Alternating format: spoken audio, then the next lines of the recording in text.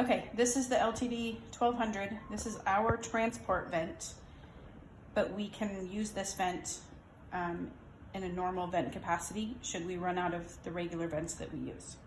So this button says on standby. You push this. This is the silence button. It's important. So see where it says sane patient? You want to hit this dial, and you can dial it either way. So you dial like this.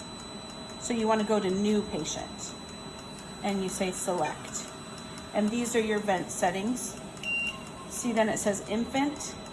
You have an infant choice, a pediatric choice, and an adult choice. For the most part, we'll be choosing adults. I would hope we're not going to have to do this for kids.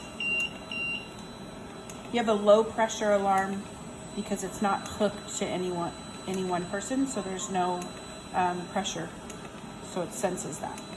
These are all lit up. Everything that's lit up you can change. You press the button on the bottom, which darkens all these, so you're not changing those, you're only changing this.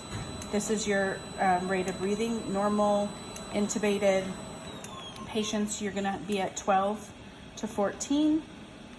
Your COVID patients will probably be a little higher.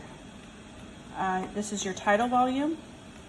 Tidal volume is a math equation. It's kilograms times 6 generally, or 8, depending on what you're using. And you can change it this just like you change anything else. And then you push it again and you come back to baseline. Inspiratory time, this is your FiO2. You can change it.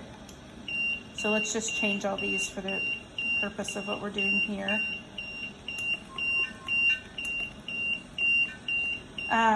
And this is your PEEP. It's usually at a PEEP of 5 for normal intubated patients, all things being equal. COVID patients seem to be somewhere between a PEEP of 14 and 20. So just know that you would generally start at 5. For really non-compliant lungs, you could start at 10, but COVID patients, you might want to start a little bit higher than that if you had no other person to bounce off. This is your assist control. That means that it's giving 4 breaths no matter what. If the patient's only breathing 3 times a minute, obviously that's not going to be right, so we'll just change it to 13 for the fun of it.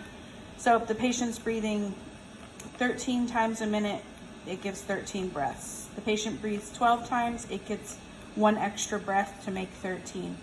It doesn't allow the patient to breathe over the vent.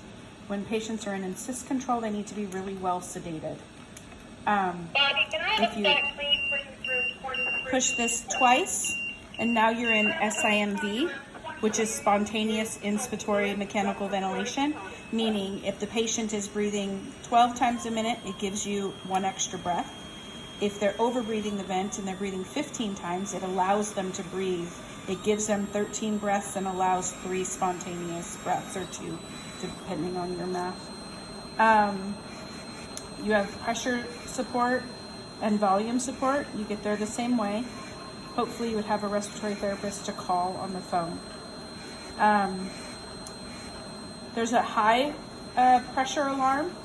A high pressure alarm is generally there because there's a blockage of some kind, meaning you need to suction your patient, or there's something in the way that's making it so that it's stacking up.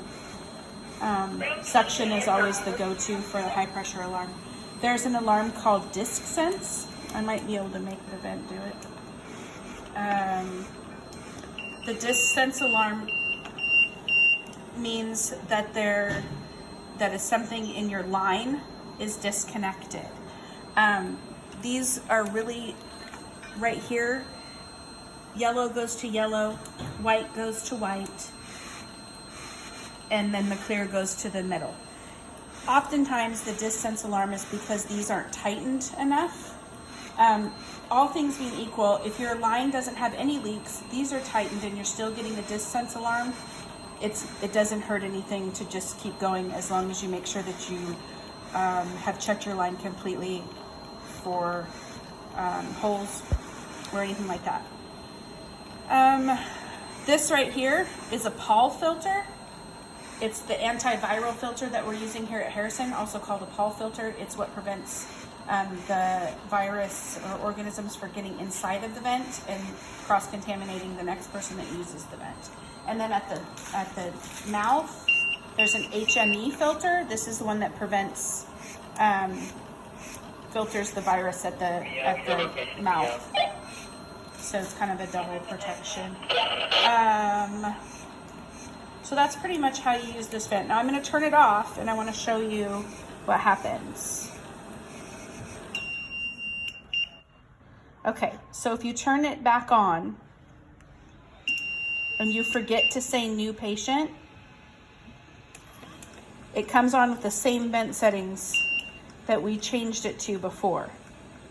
You want to always make sure that you say new patient and you specify that you want an adult, and then it goes back to the baseline settings. And that's basically the very basic concept of how you use this vent.